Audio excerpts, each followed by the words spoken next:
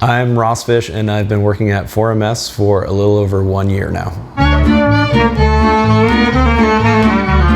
I started taking on about 6 months ago designing the VCV rack modules that are also in Meta modules, really focusing on things that I think are either missing from the Meta module environment or things that could be improved. I took it upon myself to design the XOX drum library, which people seem really excited about. In addition to the hardware stuff that I'm working on here, finished a collection of plugins called Producer Pack, which are a bunch of utilities and stereo tools and things related to mixing. So those are coming out really soon. I'm really proud of both of those. So electronic music has been a part of my life since I was a young teenager. In high school, actually, I had a really rough start. Sophomore year, made the mistake of hiring me to DJ for the school dance. I did such a bad job that everyone left the dance floor about 10 minutes into me DJing. Multiple people came up to me in the hallway telling me that I ruined the snowball dance, and one girl, she was so upset by how bad of a job I did that she was hysterical crying. I had spent a lot of time working on this set. What I was doing is I took like a bunch of like top 100 songs from the time and tried to do like mashups with them, because it's when Girl Talk was really popular. To make matters worse, I wasn't good at what I was doing, so it was pretty pathetic and terrible. But the cool thing about that DJing thing is one time I accidentally DJ'd a birthday party for the Mafia. People don't really realize this. The Sopranos, which was filmed within like 10 or 15 minutes of my house in either direction,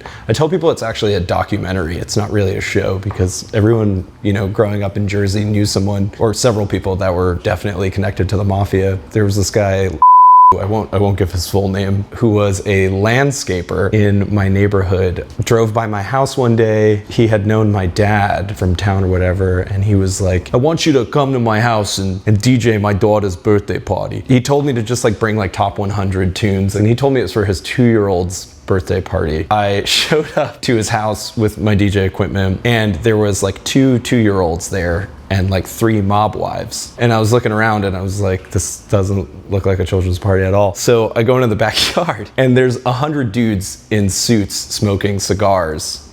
Comes up to me, he's like, hey, how you doing? How you doing? He like reaches into his pocket and pulls out this wad of cash and just like hands me $700 in cash.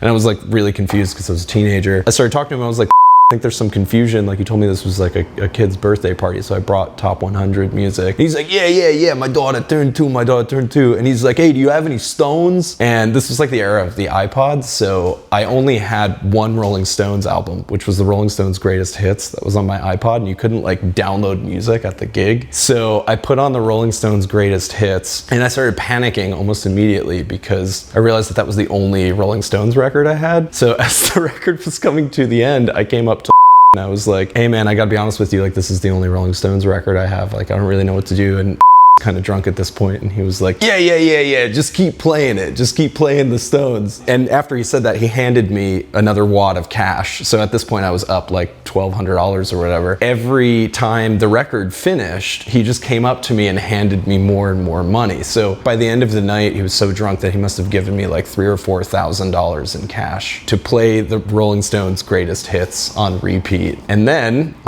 mysteriously died a month later.